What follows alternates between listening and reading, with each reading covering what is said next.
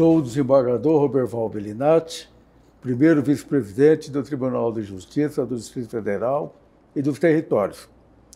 A primeira vice-presidência é responsável pela memória do tribunal, responsável pelo programa História Oral. O seu objetivo é preservar a memória dos magistrados, dos servidores, a história da nossa corte. Esse programa vai ficar disponível no canal do Tribunal no YouTube e também a transcrição vai ficar aqui no memorial do Tribunal. Hoje são 28 de abril de 2025, uma segunda-feira chuvosa na capital da República. Temos a honra de receber no programa História Oral o eminente servidor aposentado Eustáquio Ferreira Coutinho, jovem ainda, mas passou a vida trabalhando na Justiça. Nasceu em 17 de agosto de 1954, na cidade de Ibiá, Minas Gerais. Então, o Eustáquio vai completar 71 anos. 71 anos esse ano. 71 anos. Desde jovem, só aqui com o currículo do Eustáquio, o senhor Eustáquio sonhava em estudar no Rio de Janeiro. No entanto, atendendo ao conselho dos pais e aproveitando a presença de uma tia residente em Ceilândia, optou por vir ao Distrito Federal. Embarcou, então, em um trem e, depois de mais de 36 horas de viagem, desembarcou na estação rodoferroviária do Núcleo Bandeirante, aqui em Brasília. Sua história no Tribunal de Justiça do Distrito Federal e dos Territórios teve início em 1º de janeiro de 1973, no antigo Juizado de Menores, localizado na rodoviária do Plano Piloto, atuando como funcionário da empresa Audiplan. Pouco tempo depois, Eustáquio foi aprovado em concurso interno do tribunal, sendo nomeado datilógrafo em 2 de julho daquele ano. Formou-se em História e Geografia pela União Pioneira de Integração Social, UPS, ao longo de uma notável trajetória de 50 anos, olha só, 50 anos, uma vida, dedicado à Justiça do Distrito Federal. Exerceu suas funções de forma mais intensa na Vara da Infância e da Juventude. Ali na Vara da Infância e da Juventude, desempenhou diversos papéis, entre os quais o de assessor técnico, coordenando 5 sessões, com destaque para a sessão de adoção. E falar na Vara da Infância, o Eustáquio era sinônimo da Vara, né? Todo mundo falava, vou procurar o Eustáquio na Vara da Infância. Foi nessa unidade que contribuiu decisivamente para a implantação do programa Acompanhamento de Gestantes, iniciativa viabilizada com o apoio e autorização do desembargador Renato Cusse, que alcançou o reconhecimento não apenas no Distrito Federal, mas também em outros estados da Federação. Foi realizado um excelente trabalho. Por sua dedicação exemplar, ao se aposentar em 12 de junho de 2023, Eustáquio Ferreira Coutinho foi agraciado com a medalha de 50 anos de serviços prestados ao Tribunal de Justiça, homenagem que simboliza o reconhecimento institucional à sua trajetória marcada pela ética, pelo compromisso e pela sensibilidade no trato com as causas da infância e da juventude. Eu tive a honra de ter participado de uma sessão que prestou homenagem ao Eustáquio. E eu fiz um pronunciamento. Me lembro. Falando bem de Eustáquio, reconhecendo o trabalho maravilhoso que ele realizou durante toda a vida. Me lembro. Principalmente na Vara da Infância. Então, hoje é com muita honra que o programa História Oral do Tribunal recebe esse funcionário exemplar, modelo para todos nós, o Eustáquio Ferreira Coutinho. Seja muito bem-vindo, Eustáquio. Obrigado, vamos falar um pouco sobre a sua história aqui no programa História Oral. Seja bem-vindo ao programa. Obrigado, desembargador. Obrigado. Então, vamos falar da sua vida. Eu já li aqui no currículo, mas vamos começar de novo. Você nasceu em Ibiá, Minas Gerais. Ibiá, Minas 17 Gerais. de agosto de 1954. Onde fica essa cidade, Ibiá? Ela fica no Triângulo Mineiro, próximo a Araxá, que é mais conhecido. Certo. Próximo a Araxá, 60 minutos de Araxá, Ibiá. Os seus pais faziam o que lá na cidade de Ibiá? Minha mãe é doméstica, né, do lar, e meu pai era ferroviário, era auxiliar de maquinista naquele tempo desembargador das máquinas a lenha e a vapor, né? Que não existia ainda naquele tempo que meu pai começou. E seu pai trabalhou muito tempo trabalhou no ferroviário? Muito tempo, ferroviário, até aposentar. Dessa região de Minas Gerais? Nessa região de Minas Gerais. Viajava até Garças de Minas e Uberaba. Mas qual era a cidade, a estação ferroviária que ele trabalhava? Lá em Ibiá. Ibiá mesmo.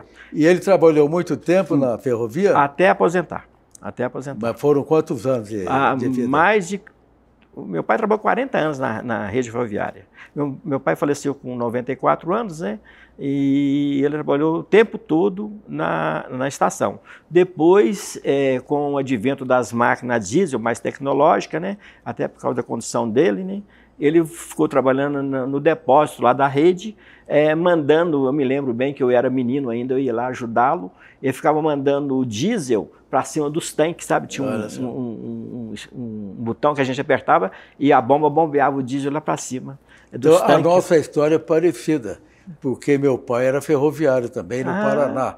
Ele trabalhou em Mato Grosso do Sul, depois no Paraná, trabalhou 41 anos na Rede Ferroviária Federal. Também nas máquinas que carreava... Não, meu pai trabalhava como telegrafista. Telegrafista. Naquela época não tinha telefone, praticamente. Não tinha. Então era no telégrafo. O senhor sabe que eu tentei aprender telégrafo, que a gente, na estação, né, a gente tentava, naquele tempo, alguns amigos, eu não conseguia aprender, porque tem o código que eu achava maravilhoso, né? Eu me lembro que o A era um ponto, um traço, uma coisa assim, né? Certo. Então eu tentei aprender telégrafo. A minha mãe foi telegrafista também, foi ferroviária. Que legal. Só que depois que ela se casou, ela saiu. Naquela época, a mulher não podia trabalhar, né? É verdade. A função da mulher, segundo meu pai, era cuidar da casa e dos filhos. E daí minha mãe, ela reclamou a vida toda. Não devia ter saído da rede ferroviária. Mas ela escolheu o melhor. Eu achava mó barato aquele negócio de ouvir. A sua mãe não chegou a trabalhar na rede ferroviária? Minha mãe sempre foi do lar. Mas minha mãe era assim, uma espécie de... foi uma mulher muito querida no bairro, porque ela fazia parto, ela aplicava injeção na veia, aplicava injeção... Era parteira, era uma espécie de... faz tudo, sabe? Sem nunca ter feito curso, mas ela aprendeu, né? Com a vivência, né, E seu pai deve ter trabalhado em várias estações. Trabalhou, várias estações. Eu me lembro do meu pai que ele mudava muito. Isso. Recebia uma promoção, ganhava um pouco mais, daí mudava de estação. Não, meu pai sempre foi auxiliar de maquinista, que era o cara que ajudava o cara que, como se dizia na gíria, dirigia a máquina, né? Que conduzia, né? Era o motorista da máquina, piloto da máquina. Ele era o segundo, né? Meu pai era o auxiliar de maquinista. Depois, com a tecnologia, caiu por terra isso, porque um só andava na máquina, né? Com a tecnologia acabou. E seu pai se aposentou na cidade de Ibiá mesmo? Mas a rede ferroviária lá de Minas era a rede ferroviária federal ou era uma outra rede empresa? Ferroviária Federal ligada ao Ministério dos Transportes. Então é a mesma onde meu pai trabalhou. Isso.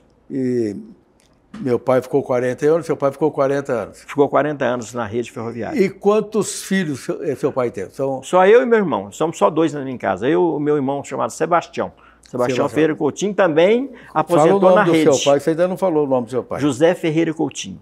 E a sua mãe? Maria Alvarinda de Jesus. Só dois filhos? Só dois filhos. E qual é a idade do seu irmão? Meu irmão hoje está com 73 anos. Ele é mais velho que eu, 3 anos. Você é o caçulinha, então? Eu sou o caçula. Ele nasceu em Itapaci, aqui em Goiás. E eu já nasci em Ibiá. Ibiá. Eu nasci em Ibiá. E você morou em Ibiá até que ano? Até completar 18 anos. Porque como eu trabalhava muito quando era adolescente... Assim, você fez o quê? Saiu de Ibiá? Eu saí de Ibiá. A minha intenção era ir para o Rio de Janeiro fazer medicina. Né? Eu sempre pensei em fazer medicina. Só que a realidade naquele tempo, da ditadura, né, era diferente. Eu estudei muito, fiz cursinho objetivo, né, saía meia-noite, essa coisa toda. Quem fazia cursinho, né, naquele tempo. E eu prestei 7 vestibular para medicina na UNB, que naquele tempo não existia. Eu nem também tinha condições de pagar uma universidade particular, né? mas infelizmente não foi possível. A concorrência era muito grande, era muito grande. Naquele tempo da ditadura... 40 vagas para 10 não, mil era candidatos. 23 vagas. 23 vagas por semestre. Eu nunca esqueço. Naquela época, 23 vagas. Era difícil passar, 23 vagas. Porque vinha candidato de todo o país. Como eu te disse, né, as pessoas que tinham mais tempo, eu trabalhava em 2 empregos para poder sobreviver, então era muito difícil. Peraí, então vamos fazer um resumo. Você saiu com 18 anos lá de Ibiá. Saí com 18 anos. E foi para... Vim para Brasília. Brasília. Meu sonho era ir para o estado do Rio. Você acabou não indo para o Rio de Janeiro fazer medicina lá. Por causa da minha tia. E o que você fez aqui? Não, eu cheguei em Brasília... Você veio para casa de uma tia? Veio para casa da tia na Ceilândia. Ela mora lá até hoje. Vai falando o nome para registrar aqui. Minha tia Elza, né? Elza Pessoa Coutinho, né? Ela me acolheu. Você foi morar com ela? Na 26, na Ceilândia. Ela mora lá até hoje. E eu passo lá sempre. Ela está viva. É uma tia querida, viva ainda. É a única tia viva ainda, né? Da família do meu pai. Ela é irmã do seu pai? Irmã do meu pai. Né? Certo. E eu cheguei dia 16 de dezembro. Dia 1º de janeiro eu comecei a trabalhar. De 72... Dia 1º de janeiro de 73, eu comecei a trabalhar no Juizado de Menor. Aqui, não? 72, dia 6 de janeiro de 72, lá na estação de trem. Só para ressaltar aqui na gravação. Isso. E o seu irmão ficou lá em Ibiá? Ficou em Ibiá. Meu irmão estudou no Colégio Champagnat lá em Uberaba uns tempos, 2 anos. Depois voltou para Ibiá e ele não estudou, só fez o 2º grau e terminou. Até hoje está lá? Está lá até hoje. Casou, aposentou como... Tem quantos filhos? Tem 2 meninas. Uma, inclusive, trabalha aqui em Brasília, a Renata, e a Silvia mora lá. Também construiu família. Então você chegou aqui com 18 anos para morar com a tia. Isso. E o que foi trabalhar? Onde você foi trabalhar? Repete o endereço. Eu trabalhei no 1º de janeiro, comecei a trabalhar no Juizado de Menores, pela firma Audiplan. Certo. Depois dessa firma, eu tive outros empregos, de contabilidade, para complementar a renda. Trabalhei no Itamaraty durante 8 anos. Né, de 82 a 90. Naquela época não era concurso, era contratado. Não, era contratado. Na época do tribunal também era. A gente fez uma prova interna, eu até me lembro, tirei 8,5. E aí depois passamos para o tribunal. Eu, doutor Abelardo, nós tivemos na época passamos para o tribunal.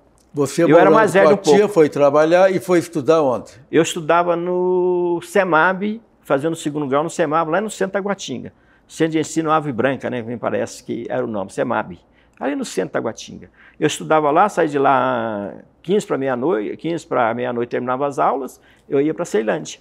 E ia de ônibus, né? Naquele tempo tinha ônibus direto e eu ia de ônibus para lá. Você não tinha carro naquela época? Não tinha dinheiro para comprar um carro? Não tinha dinheiro para comprar carro. Fui ter carro já depois de mais de 20 anos.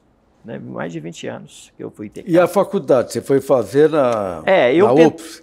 Eu tentei medicina no UNB umas 7 vezes. Aí quando eu passei, aí eu fui fazer, eu gosto muito de história, né? Aí eu fui fazer história na UPS, mais história que geografia. Aí me formei na geografia, UPS. Na UPS. Na UPS. Você lembra o ano que você se formou? Me parece que foi 78. 78. 78. Não, perdão. 82... Não, 88. 88. Ah, 88. 88, porque eu me decepcionei muito com essa coisa da UNB e fiquei parado uns tempos. Depois, não, vou fazer.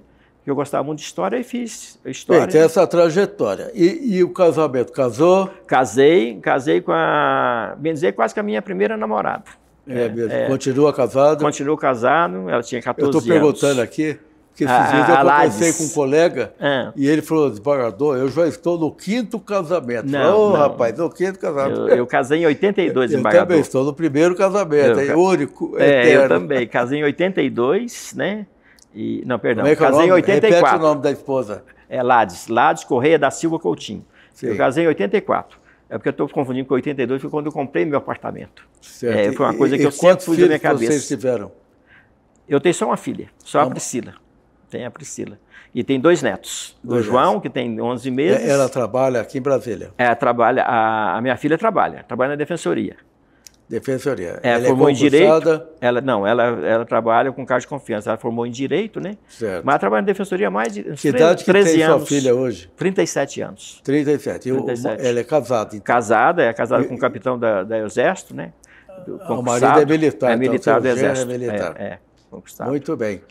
E onde você conheceu a namorada, a única e eterna namorada? Eu conheci a Lades no casamento do meu irmão.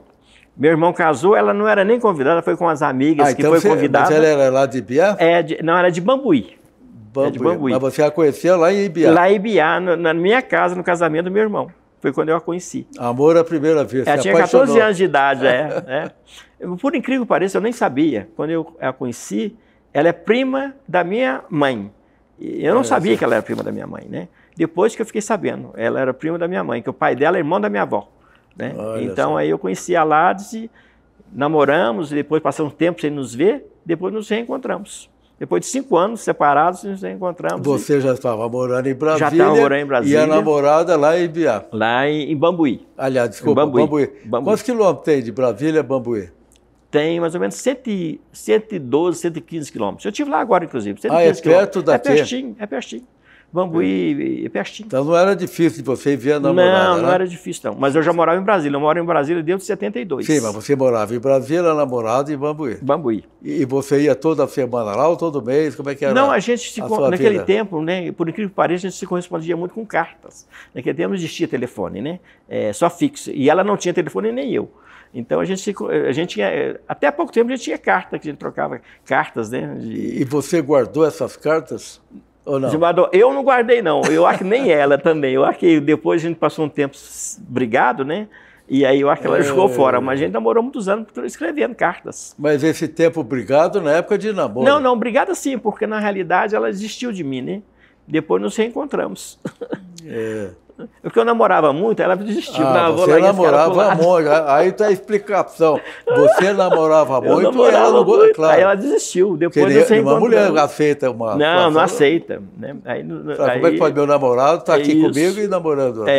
Você fazia isso ou não? Não, é porque na realidade ela estava muito longe, né? E eu ficava aqui em Brasília, acabei arrumando outras namoradas. Não, mas isso é brincadeira, hein? Nós estamos falando aqui brincando. Não, mas é mesmo. Mas a gente passou 5 anos sem se ver. Depois eu descobri que ela estava solteira ainda, voltamos a nos falar. 6 meses depois casamos. A gente e ela teve outros namorados nessa época? Teve, deve ter tido, né? Eu nem pergunto muito isso, não. Eu sou muito ciumento. Mas você era muito ciumento ou não? Eu sempre fui muito ciumento. Você foi ciumento, era ciumento. E ela também ciumento ou não? Não, ela é tranquila. Ela é muito mais tranquila. Firme ali. É firme. Mas ela é você muito era tranquila. ciumento. Ela tem uma fé, assim, incrível, né? Ela é muito... A minha mulher é uma pessoa fantástica. Tá né? certo. Né? E vocês estão... Que dia que vocês casaram? Em 84. Nós casamos 19 de maio de 1984. 84. Muito bem, tem uma filha. Casamos lá em Luz, Minas Gerais. Por incrível que pareça, o desembargador, me chama o doutor Josué, ele também casou na mesma igreja que eu casei. Nós ficamos um dia conversando, e ele é de Dores no Indaiá, né, doutor Josué, que faleceu lá da Vara da Infância. Da Vara da Infância. E nós conversando, ele falou, que eu casei lá em Dores no Indaiá. Você casou na igreja católica? Na igreja católica em Luz. Naquela igreja lá de Luz. E a sua esposa, ela está trabalhando aqui no Brasil ou é do lar? Não, é do lar. Ela até passou numa prova para você mexer com... Como é que chama? Negócio na área de medicina, na área de exames, né? Aí ela falou assim, mas ganhava tão pouco. Eu falei, não vale a pena a gente pagar empregado, cuidar de filho, essa coisa toda, né? Ela resolveu ficar em casa. Ela era muito atuante na igreja Santa Teresinha do Cruzeiro, dava catequese. E depois acabou ficando em casa e cuidando dos filhos. Parabéns para ela, escolheu bem. Ela dá aula de catequese, para muito tempo dando aula de catequese. Agora, você trabalhou fora e aqui no tribunal, como é que é a sua história no tribunal? Bom, a minha história no tribunal é como eu disse. Você foi contratado, depois que fez concurso. Fui contratado pela Audipran, Fui contratado pela Audipran, né, que um amigo meu me indicou, né? Eu cheguei dia 16, dia 1º de janeiro comecei a trabalhar pela Audipran. Lá, dando autorização de viagem, em cima da rodoviária. Tinha uma salinha pequena lá. E depois disso, fiquei muitos anos lá, depois passei na rodoferroviária, aeroporto, dando essa autorização, e depois fui para a sede, né? E lá na sede eu assumi a chefia do comissariado, né? Que cuidava da questão de autorização e também das fiscalizações a respeito de crianças e adolescentes em eventos, né? Fiquei muitos anos lá como chefe lá. Eu deixei lá, quando eu saí, em torno de 230 comissários voluntários, né? E depois assumi a assessoria lá da Vara da Infância, né? Chefiando as 5 sessões, né? Que inclusive é a mais importante que eu digo, todas são importantes, mas de maior visibilidade é a sessão de adoção, né? E lá nós implantamos. Sim, mas quem era o juiz quando você entrou lá? quando eu entrei lá, era, por incrível que pareça, o Jorge Duarte Azevedo, que eu fiquei sabendo há poucos dias que era o sogro do Dr. Paulo Jordano, que eu não sabia que era sogro dele. Então, deve ter sido uma filha temporal, né? Porque o doutor Jorge, quando eu entrei, ele foi o primeiro juiz da infância. Ele ficou 4 meses comigo. Eu fiquei 4 meses com ele. Certo. Depois entrou o doutor Manuel Coelho. Mas e os outros juízes? Você trabalhou com ele? Lembro todos. Doutor Manuel Coelho, Vamos falar o nome. Manuel Coelho. Doutor Selmo, doutor Nível, meu amigo, a doutora Zélia até hoje, e doutor Josué. O doutor Josué tem uma história incrível. Posso falar? Pode, é claro. O doutor Josué era uma pessoa fechada, e o pessoal tinha assim, meio receio. Eu tinha um bigodão, né? Uma cara fumava séria. Bastante. Isso. E aí o pessoal tinha um receio. E eu fui conversar com o doutor José a primeira vez, eu falei, gente, a gente não pode julgar as pessoas pela aparência, assim, de sisudo, né? Uma pessoa do coração maravilhoso. Era um colega maravilhoso. Eu conversei com ele, eu fiquei assim, inclusive nós conversamos tanto, eu fui para falar com 2 minutos com ele, eu vou falar com ele, porque ele é muito sério. Nós conversamos, então foi uns 40 minutos conversando com ele, foi aí que eu descobri que nós tínhamos casado na mesma igreja lá em Luz. Certo. Ele é de Dor de Indaiá, né? Então, uma pessoa maravilhosa. Então, cada vez que a gente vai Josué, repete os nomes. Josué, depois veio o doutor Nível, né? Doutor Nível, depois doutor Renato. Mas o doutor Nível foi antes do Josué. Foi antes do Josué. Foi antes. O doutor Nível foi antes do Josué. O doutor Nível ficou mais de 10 anos na vara da infância. O Selmo não tive muito contato com ele. Souza Ávila. O doutor José Carlos de Ávila foi meu amigo mesmo. Foi meu amigo, depois veio o Renato Scusso. Depois veio o Renato Scusso. O doutor José Carlos foi uma coisa incrível. Eu fiquei assim, super triste quando eu fiquei sabendo do falecimento dele. O cara jovem, né? Muito jovem, né? Eu fiquei muito triste mesmo. Foi uma pessoa que me prestigiou muito quando estava na vara da infância. Nós trabalhamos, eu acompanhei toda a carreira do Souza Ávila. Nós trabalhamos juntos na 2ª turma criminal. Ele era desembargador titular. Isso. E hoje o empresário Paulo Otávio, da área de construção civil aqui do Distrito Federal, me comunicou que está fazendo um prédio aqui no Noroeste e vai colocar o nome do Souza Ávila, para homenagear o desembargador falecido. Ah, que bom. Faleceu jovem ainda. Muito jovem e muito... Então, eu trabalhei com ele na vara da infância. Civil ao o doutor estimado desembargador Souza Ávila. Não, ele era muito gentil, muito sério. Responsável. Uma vez ele me chamou no gabinete dele, eu já era assim, no finalzinho de expediente, falei, doutor, vem aqui, Eustáquio. Você tem alguns agentes de proteção? Tem. Eu preciso de vocês amanhã, 7 horas aqui na vara da infância. Posso saber o que é? A primeira vez que eu vi, HDL, né? Hora, dia e local. Amanhã você fica sabendo. Eu falei, tá bom. Aí eu reuni os agentes e nós fomos lá. Era para ver o problema lá no CAG naquele tempo, que tinha muitos problemas lá, né? Aí nós fomos juntos lá com ele para resolver. Agora vamos falar um pouquinho sobre a adoção, porque você era sinônimo de vara da infância e de adoção. Não, li dentro do problema. Quanto tempo você trabalhou nessa área lá na vara? Mais de 20 anos. Só nessa área de adoção? Eu era o assessor, eu coordenava a adoção, a CEAPRO, a situação de risco e de sessão de abuso sexual, que crianças em situação de abuso sexual. E essas sessões eram 5 sessões vinculadas à minha assessoria. E a mais importante, e que eu considero, é a adoção, porque quando foi criado a questão da adoção, o reconhecimento das mães gestantes, o direito delas ter direito de entregar o filho sem nenhuma discriminação, porque elas eram muito maltratadas nos hospitais, né? Então, o que nós fizemos? Eu e o Walter, né, que é um excelente servidor do tribunal, o Walter Gomes, né, que foi chefe da adoção há muitos anos, nós fizemos algumas reuniões em todos os hospitais de Brasília, conscientizando as pessoas que era um direito dessa mãe ter o direito de entregar um filho que ela não queria. Quer dizer, ela não está jogando o filho fora, ela não está jogando o filho no lixo, como nós vimos em várias cenas aí, né? É um ato de amor a entrega. A gente fez esse trabalho junto aos hospitais e melhorou muito. Então, quando veio a lei de adoção, que caracterizou essa entrega, né, que é um direito dessa mãe entregar, a gente ficou muito feliz. E me lembro que o pessoal do CNJ ligou para lá, para o Walter, pedindo, né, porque sabia do nosso programa de acompanhamento de gestante, né? Esse acompanhamento gestante nosso era um pouco diferenciado, porque a gente atendia a gestante a qualquer hora e o dia que ela marcasse. Se ela marcasse no sábado, eu trabalho na padaria, que eu me lembro bem. Senhor Walter, eu trabalho na padaria, mas só posso falar com o senhor depois das 10 da noite. Às 10 da noite a gente estava falando com ela. E eu mandava um carro, eu tinha essa liberdade, né? Mandava um motorista apanhá-la em casa, levar na vara da infância e devolver na casa dela, aonde ela quisesse. Então a gente tinha um tratamento com a gestante de muito carinho, assim. A gente não influenciava na decisão dela, pureza da alma. O Walter tinha assim, ouvia, tanto é que ela só tem o direito de arrependimento. Naquele tempo não existia a lei dos 10 dias ainda. Mas a senhora pode se arrepender a qualquer momento. Se a senhora quiser seu filho de volta, só não pode se arrepender depois da sentença transitada em julgado. Aí não tem como mais. Mas até esse momento a senhora pode se arrepender. Muitos se arrependeram, né? Muitos se arrependeram. Muitos se arrependeram. E a gente fazia questão de fazer isso, sabe? A gente tinha uma vinculação muito grande com as mães que queriam entregar a adoção, a ponto de mãe que arrebentou a bolsa me ligar de madrugada para ir buscá-la para levar para o hospital. Isso aconteceu.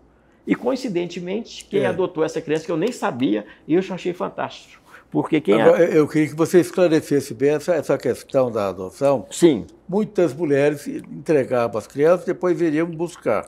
Se arrependiam. Se arrependiam. Agora, as que naquele momento elas alegavam que não tinham condições de não tinha condições psicológicas, financeiras, muitas que mães solteiras. Mães solteiras, o homem não dava assistência, não dava assistência, mas eu já tive entrega de adoção de casal que já tinha entregado o filho de adoção. Tanto o pai e a mãe concordaram com a entrega.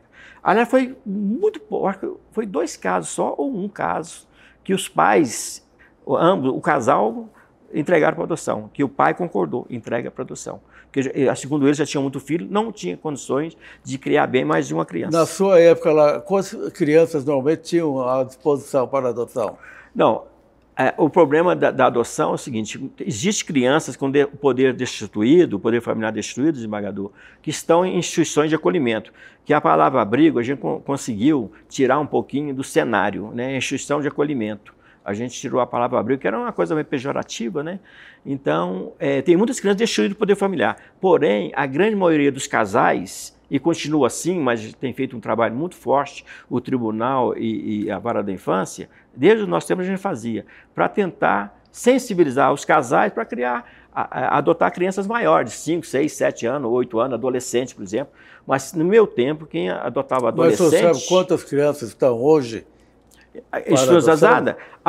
Eu penso que mais de 400 crianças estão esclerosadas. Mais de 400? Mais de 400. No meu tempo, mas a diminuímos um pouco. Nessa idade? 6 anos, 7 que já anos. Saiu fora do perfil clássico. Porque a maioria prefere recém-nascido. De 0 a 2 anos. De 0 a 2 perfil anos. clássico é 0 a 2 anos. Então já fica mais difícil de alguém adotar uma criança com 6, 7 anos. Quem adota mais crianças mais velhas e grupos de irmãos, geralmente é a adoção internacional. Por quê? Como a lei diz que tem de esgotar dentro do país, se não tem casal brasileiro para adotar, então a criança acaba protelando muito. Isso aí mudou. Com a nova lei agora mudou, porque 30 dias, 40 dias de abandono lá, já pode se destituir do poder familiar e já pode colocar para adoção. A lei mudou e foi bom para as crianças. Porque as crianças não ficam muito tempo acolhidas e elas perde muito da vida delas acolhida, porque não tem o colo, não tem o cuidado que uma mãe e o pai dá, porque lá acaba que fica muito tempo no berço, né? Às vezes chorando, são muitas crianças que têm de ser cuidadas, né? Então isso aí a gente sabe que perde muito. Então essa nova lei da adoção mudou muito essa questão e melhorou muito, sabe? Você que é um especialista nessa área, depois da adoção, a reação dessas crianças, adolescentes, como é que você explica aí? O relacionamento passa a ser bom ou tem muito relacionamento complicado? Não. Então, existem 2 caminhos. A adoção de crianças de 0 a 4 anos, 5 anos, é uma adoção que muito tranquila, não dá problema. Já aconteceu de uma mãe devolver de um menino de 4, 5 anos e outro de 3 anos. Ah, são muito levados, sei o quê. Mas você cria o quê? Uma criança de 3 e 5 anos aqui fica não dá mais para devolver, né? Não dá.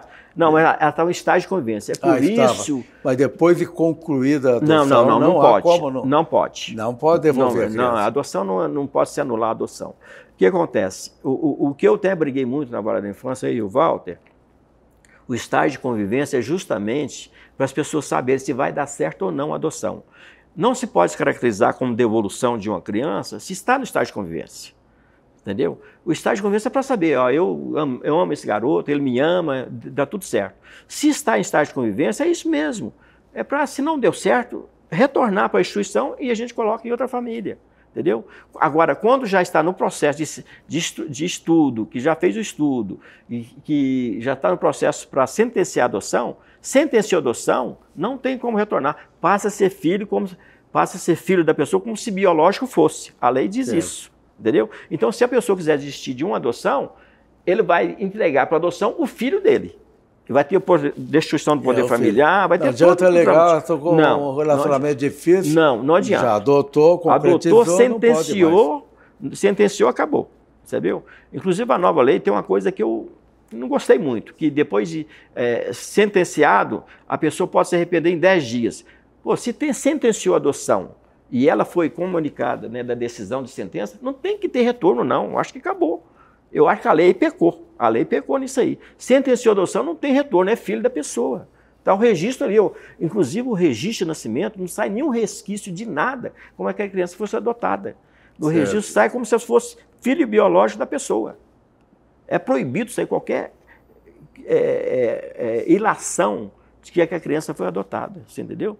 Então, a importância da lei, quando saiu essa lei, foi isso. De ter essa questão do prazo. Mas o que eu não gostei foi de que a pessoa pode se arrepender depois de sentenciado, até 10 dias se arrepender. Eu acho que não deveria ter esses 10 dias de arrependimento. E quem é que mais procurava a Vara da Infância para adoção? Casais sem filhos? Casais sem filhos, casais... Mulheres solteiras? Homoafetivos, homens solteiros.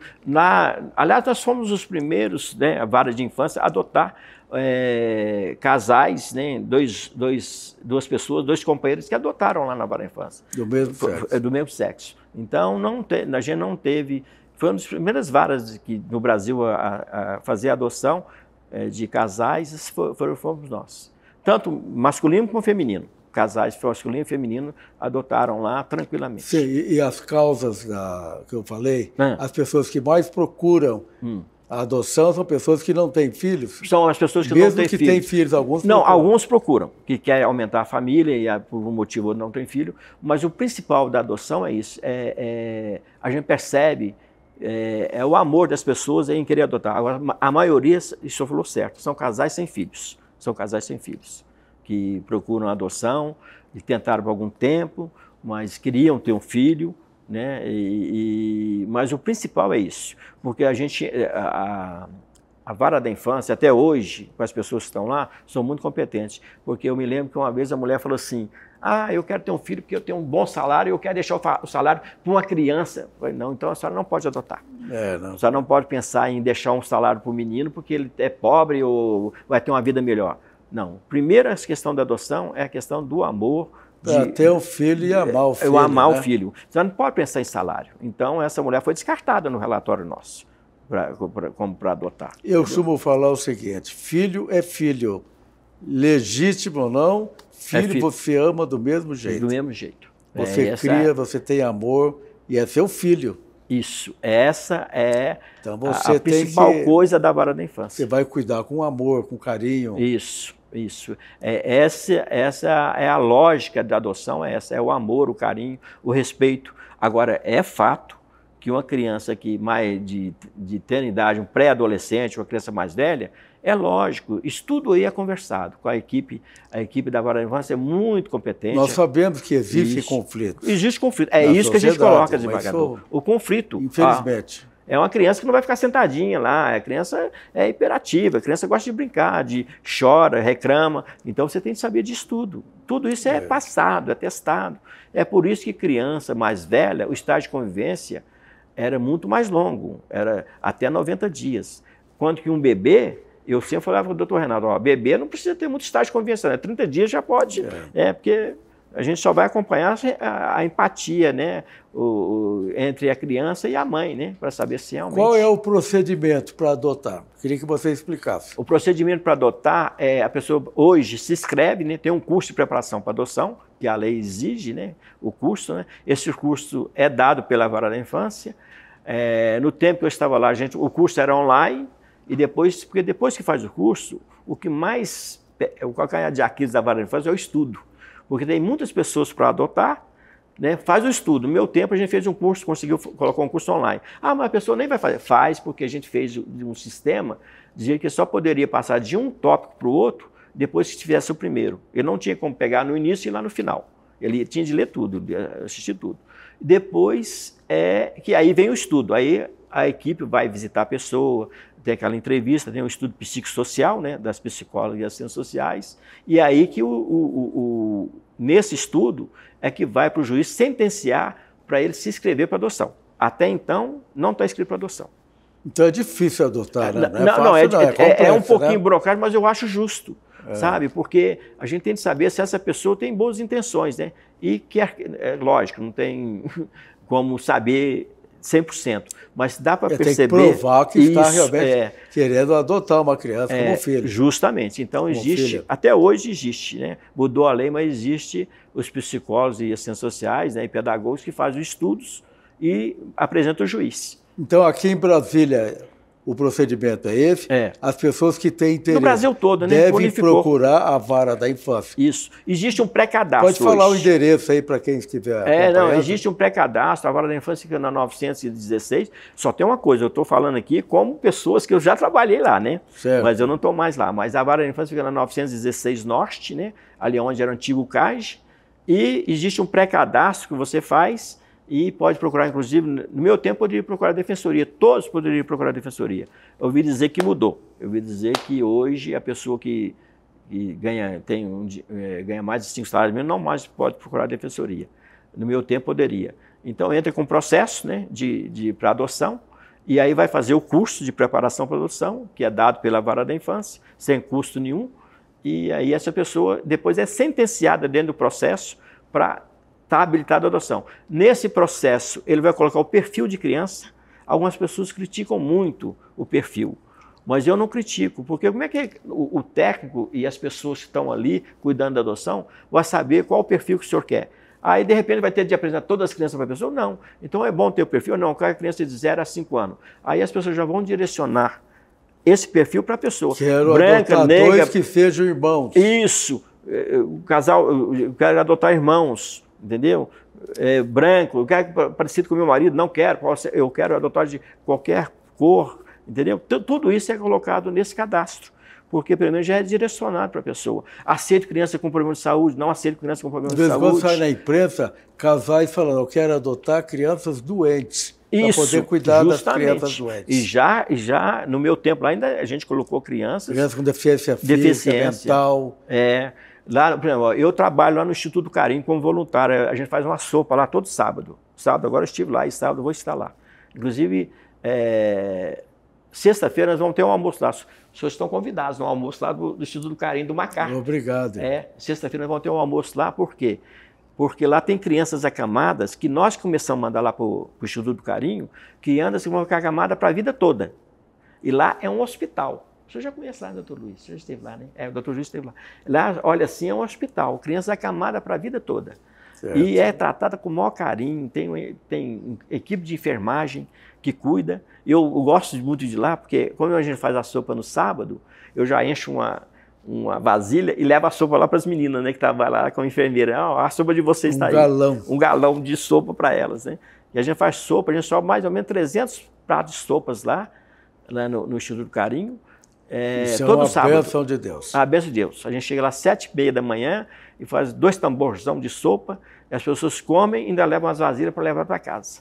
Uma coisa fantástica, assim. Eu queria que você falasse agora sobre a adoção internacional. A adoção internacional, um dos países que mais adotam crianças brasileiras é a Itália. Itália, França, os países que mais adotam, principalmente a Itália, principalmente grupos de irmãos. Eu sei que continua assim, porque às vezes eu converso com o pessoal, no meu tempo e ainda agora continua assim. Por quê? A adoção internacional são crianças mais velhas justamente por esse motivo. Porque a grande maioria... Mas a partir de que idade, mais ou menos? Não tem idade. Não tem. Por exemplo, uma criança está para adoção, uma criança tem 7 anos de idade, por exemplo, é uma criança. Ou grupo de irmãos, somente grupo de irmãos. Não tem adoção, fica aí um tempo aí procurando, a equipe da Vara da Infância procurando a adoção para ela, não consegue. Aí é feito um relatório para a equipe psicossocial, informando para o juiz que não encontrou, né, pais adotivos, aí ele coloca para adoção internacional. No meu tempo de Vara da Infância, tinha lá a CDJA, que era a Thaís, que cuidava da adoção internacional. E aí ela vai dentro das pessoas que estão habilitadas no Brasil para adoção internacional, vai caçar eu tenho um casal de crianças, geralmente são irmãos, né? Aí ela consegue a adoção internacional. As adoções internacionais... Mesmo morando fora do Brasil. Morando fora. Está morando na Itália, quer adotar aqui no Brasil. Adotar aqui no Brasil. Porque existe o órgão internacional que cuida da adoção, né, dentro do país. E Brasília, no tempo que eu estava lá, nós fizemos 2 adoções internacionais. Então vem muita gente da França e da Itália. Itália, principalmente Itália. São meninos que... Nós tínhamos aqui, foi 5 crianças, irmãos, que um casal de italiano adotou, crianças que estavam no Rio de Janeiro. Porque hoje, como está unificada a questão da adoção, as pessoas podem... Por exemplo, se o senhor cadastra uma criança, bebê, por adoção aqui, e se tem uma pessoa lá em Belo Horizonte ou qualquer outro lugar cadastrado e está na fila, ele pode pegar essa criança, entendeu? E no tempo que eu estava lá, a gente só cadastrava aqui em Brasília, como já tinha direcionado o nosso candidato aqui, que estava inscrito aqui em Brasília. Porque senão, pelo sistema hoje de adoção, qualquer pessoa pode falar, não, eu quero essa criança. Então a gente cadastrava assim, mais direcionado. Não, a gente trabalhava com o nosso... Tem uma fila também, Tem uma fila, todo lugar tem uma fila. Tem que esperar a sua vez, né? Justamente. Mas às vezes Você sabe quantas pessoas tem na fila hoje, não? Quando eu deixei a Vara da Infância, nós tínhamos 600 e poucas pessoas. Quando eu saí... 400 crianças para adoção? Não, adoção. Cadastrada para adoção. Cadastrado 600 pessoas. Mais de 600 pessoas cadastradas para adoção. A grande maioria Mas se queria tem bebê. 400 para adoção, é que a maioria, Mas é porque a maioria quer queria bebê. recém-nascido. Recém-nascido. Aí a conta não fecha, porque as pessoas querem uma vez. Mas tem meninos que eu conheço, que ficaram nas instituições de acolhimento até completar 18 anos. Lá na Dona Glorinha mesmo, que era mais próxima da gente, né? Ali na Padre Cícero, tem meninos lá que ficaram lá até completar 18 anos. Aí quando começa 16 anos acima, desembargador, eles começam a ser capacitados para a vida adulta. Sim. Aí eles começam... Porque chegou aos 18 anos, eles têm que deixar a instituição de acolhimento. Se bem que a grande maioria... Até que idade pode adotar uma pessoa? Você sabe, não? Posso. A pessoa, para adotar, tem que ser 16 anos mais velha do que o adotado. O adotado não tem limite de idade? Não tem. Não tem. Mas a pessoa que vai adotar tem que ser 16... é de quem vai adotar, 16 anos mais velho. Tem que ter 16 anos mais velho que a pessoa que vai ser adotada. Né? Então, uma menina de 14 anos pode ser adotada, mas ela só pode ser adotada por uma pessoa de 25 anos. O cantor Milton Nascimento adotou um adulto, né? Adotou um adulto. Mas aí já é questão só de cartório, né? De cartório. Não passa mais... Pela Vara da Infância. Não passa. Aí só, na Vara da Infância, só menor de 18 anos. Só menor de 18 anos. Quando completou 18 anos, já é adulto, pode ser adotado, sim. Mas aí é uma questão de cartório e da pessoa, de ambos adultos, que querem se adotar. Querem ter um pai. A história do Milton Nascimento é muito bonita. Muito bonita. Porque ele vivia sozinho, agora tem um filho que cuida dele. Tem um filho que cuida dele. Isso é importante. E o Milton está muito doente, né? E a solidão, acho que é a pior doença que tem. A pior doença. É terrível. Viver sozinho nesse mundo é difícil. É muito difícil. É muito difícil. E principalmente estando doente. Tem que pensar no futuro, né? Tem. Eu me lembro dessa questão do Milton. Como nós temos tantas crianças para adoção, acho que as pessoas têm que fazer uma reflexão maior. Tem que fazer. Mas nossas instituições têm. Nossas instituições têm muitas crianças. Para ter uma ideia, lá no Instituto do Carinho, onde eu estou cumprindo, lá tem os meninos que estão na Bezerra de Menezes, que faz parte do MacArthur lá do Instituto do Carinho, e tem os meninos do Instituto do Carinho, que são os acamados. Né, que estão adoecidos, que parece anjinhos. Você olha lá, parece anjinho. Agora, o final da sua carreira, eu saco lá na Vara da Infância, foi nessa área de adoção, né? Foi na área de Mas na área de chefiava. infração você também teve uma experiência? Trabalhei Foi difícil trabalhar com menor infrator? Trabalhei muito tempo na infração. Eu trabalhei, inclusive, lá na Funabem, no Gama, né? Trabalhei Foi lá. difícil? Como bico, né? Eu saí da vara da infância às 2 horas, pegava lá às 3 e até às 23 horas. Trabalhei com os menores infratores, sim. Foi Você difícil. achava difícil? Não, é difícil porque eles são meninos muito revoltados, né?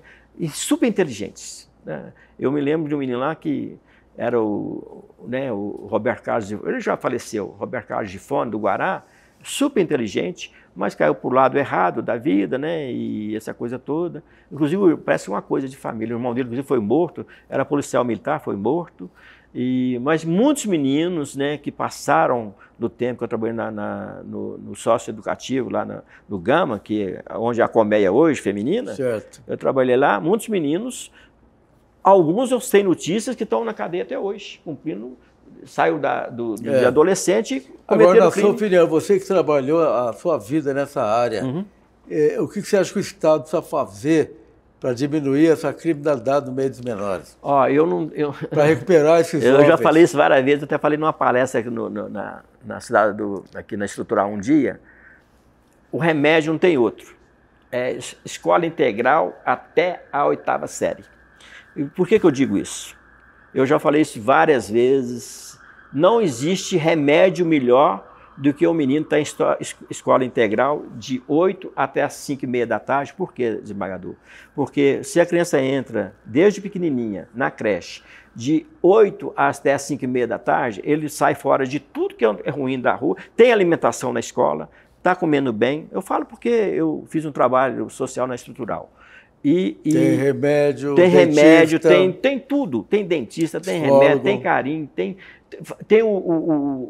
ajudar a fazer o dever na própria escola. Quer dizer, o menino já está alimentado. Se a gente conseguisse colocar a escola integral para a área mais carente, sol nascente, como a gente está sempre indo lá, aqui na Estrutural, nós não teríamos tantos meninos cumprindo medidas socioeducativas. Se bem que melhorou muito. Hoje, o número de internados no socioeducativo diminuiu, mas eu garanto para o senhor, se o menino que vai de 0 até 16 anos, que é o 2º grau, numa escola integral, eu duvido que nós teríamos tantos problemas sociais como temos. Mas o Estado não está oferecendo não isso. Não oferece porque ele acha melhor fazer outras coisas, né? Fazer pontes, sei lá, fazer alguma coisa que mostre aos olhos do povo, né? Porque é o que eu digo, ninguém quer fazer esgoto, quer fazer obra que apareça à população. Ninguém quer fazer um esgoto que fique escondido, né? Isso aí é um ditado que eu ouço desde menino. Infelizmente, muitos menores acabam caindo na criminalidade, né? Influência. Drogas. Eu digo para o senhor, porque como eu vim para cá muito novo, 18 anos, eu conheci todo tipo de droga lidando nessa área. Tempo trabalhando na vara da infância, né? Então, agora é questão de orientação, né? Porque eu nunca usei, eu não aprendi a fumar, nunca usei droga, tive tudo quanto é droga na minha mão, até o LSD que se você pegar, você acaba se contaminando, eu punha na mão assim, porque me ensinaram que não podia esfregar, né? Eu nunca usei, porque é questão de personalidade também, né? A gente tem hoje de procurar criar os meninos com personalidade mais forte, saber dizer não. E isso aí, quando eu trabalhei na área de fiscalização de eventos, né, eu trabalhei muitos anos na área de fiscalização de eventos, dentro da micaricandanga que tinha aí, né, que essa coisa toda, eu via muitos meninos usando droga e a gente tinha essa questão dos agentes, levar lá para a gente, eu que cuidava, né, dos meninos, né, eu levava lá para a nossa área e eu, bêbado, essa festa de pinga com mel, né, no bambuzinho que tinha lá nas festas, bêbados, meninos, e eu não repreendia.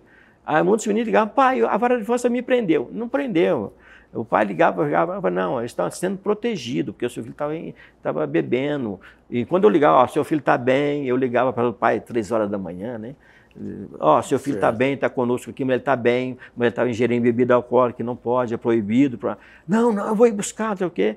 E teve um pai que eu liguei, até uma história hilária, né? Porque eu liguei, o pai, Ah, eu estou ligando, o senhor me perdoe, eu sou Eustáquio da Vara da Infância, seu filho está aqui conosco, mas ele está bem de saúde, está bem. Meu filho está dormindo, deixa de palhaçada. O pai que achou que o filho estava dormindo. E o filho estava lá na festa. O filho que acontece, eu brinco muito, né? Um dia, falando uma palestra no Santa Rosa, o que a gente faz então, Eustáquio? Eu falei, ó, quando o seu filho sai, o que a senhora fala? Não faça isso, não faça aquilo, um monte de conselho, né?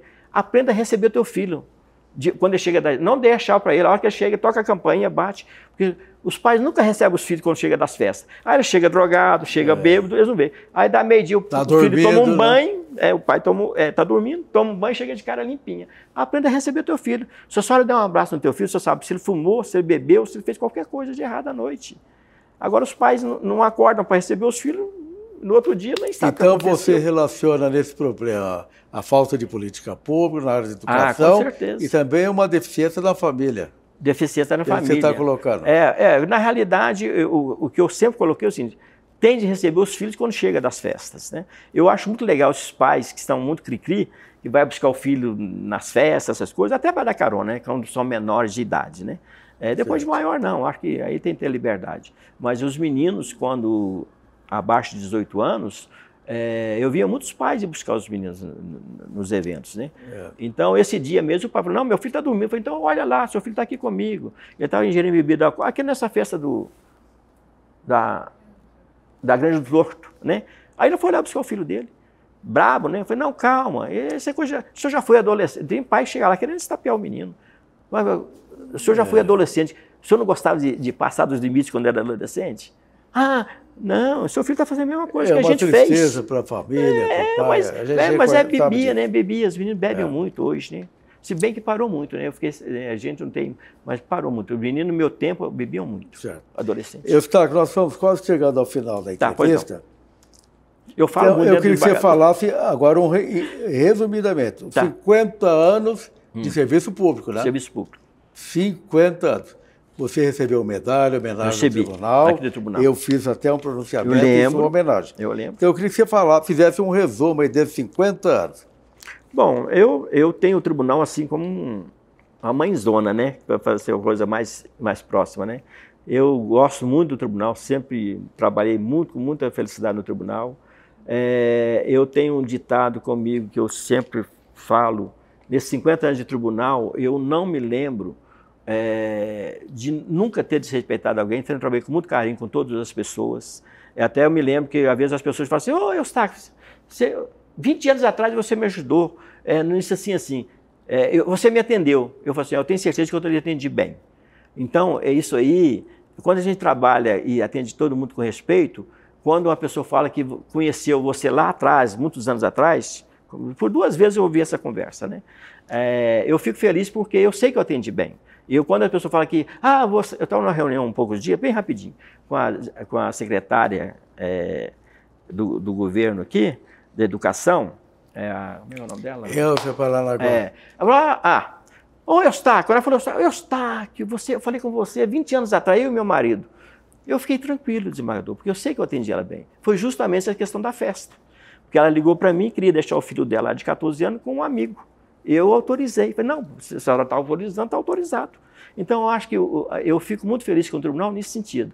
Foi 50 anos dedicado ao tribunal, vara da infância, e sempre atendendo muito carinho as pessoas me ligavam 20 horas, né? Estou aqui para viajar, estou perdendo passagem. Dá tempo, eu ia lá no aeroporto da autorização de viagem para não perder a passagem. Você já me atendeu várias vezes lá na vara. Eu sei. Falei com você várias vezes. Eu sei disso. Mas eu quero dizer o seguinte, é muito importante. Sempre intercedendo para alguém, né? Alguém pedindo. É muito bom isso, sabe? Eu acho que o servidor... E você resolvia tudo que a gente pedia lá.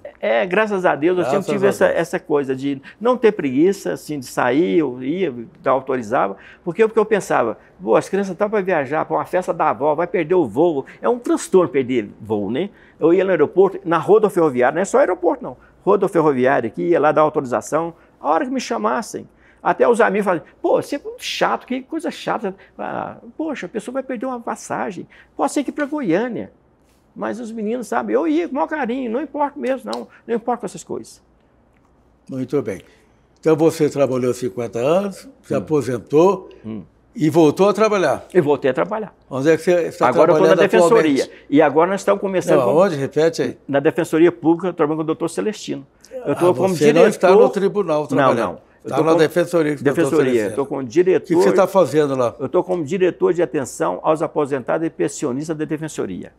É uma diretoria que criou, porque quando aposenta, as pessoas são esquecidas. E o doutor Celestino quis fazer essa diretoria para ter uma atenção aos aposentados. E isso aí tem surtido um efeito muito grande junto aos aposentados. Porque às vezes tem aposentado que está com depressão, aposentado que está numa situação terrível, né? Financeiramente, de endividamento. Então a gente está ajudando, até com cesta básica. Para o senhor ter uma ideia, eu estou voltando, doutor Luiz, desembargador, agora, dia 3, a voltar a pegar alimento nas festas, que as pessoas pagam meia, né?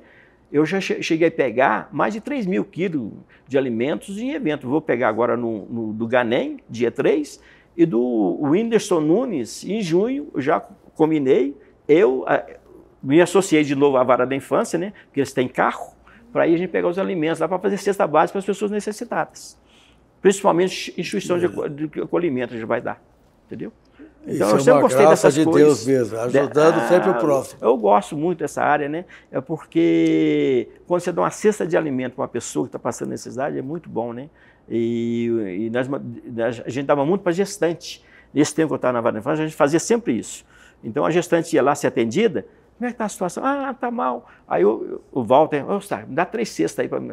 A gente dava 3 cestas, punha dentro do carro, mandava levar na casa da gestante, ela e a cesta de alimento.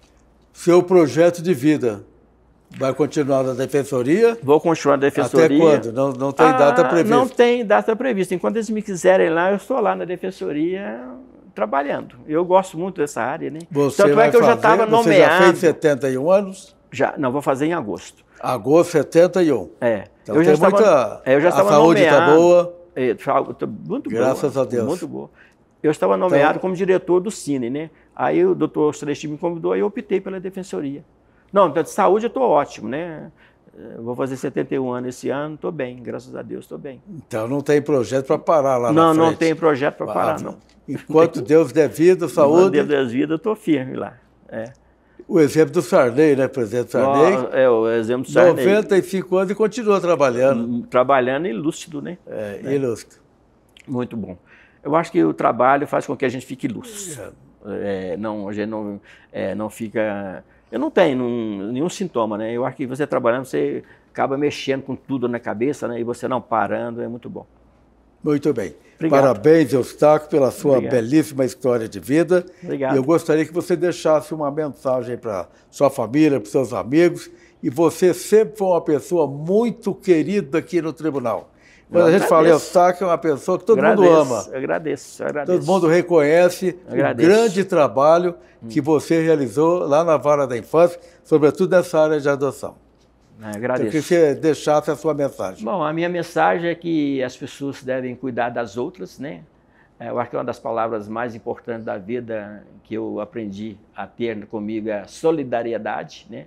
Você ser uma pessoa solidária com as pessoas que precisam, com as pessoas que te procuram para você ajudar, é a coisa mais importante. Porque quando você é solidário, você demonstra amor a essas pessoas que te procuram. Essa é a mensagem que eu deixo. Ser solidário e não, quando você fizer alguma coisa para alguém, não anotar no caderninho para cobrar no futuro. Faz e esquece que você ajudou alguém. Isso aí que é importante, sabe? Você fazer e depois uma pessoa um dia vai falar, você me ajudou há tantos anos atrás. Isso aí é a maior gratificação que a gente tem na vida, sabe? Ajudar sem nenhum interesse as pessoas. Está sempre a serviço do ser humano. Eu gosto. Sem exigir retribuição, né? Sem exigir. Porque se a gente exigir retribuição, não tem valor, né? Não. Se você anotar no caderninho, para cobrar, não, isso não vale a pena. Nada disso. Não vale a pena. É isso aí. É fazer com desprendimento. Então, encerramos aqui. Obrigado. Quero registrar aqui a minha gratidão em nome do Tribunal de Justiça a você, que você merece. Obrigado. Você sempre foi um excelente servidor. Eu agradeço. E a sociedade agradece muito. Você realizou. Eu agradeço e parabenizo o senhor pela iniciativa de fazer isso, tanto com os desembargadores, as pessoas, né, da vara, e que prestaram serviço, grande serviço aqui ao tribunal, né? Eu sou apaixonado pelo tribunal. Eu não falo contra o tribunal, porque sempre me recebeu muito bem, as pessoas, a direção. Então, né, eu fico muito feliz com a alta direção do tribunal sempre prestigiou os funcionários. Tá? Parabéns. Deus seja louvado pela sua vida e missão cumprida. O senhor também. Obrigado. Parabéns. Obrigado. Para você e para a sua família. Obrigado.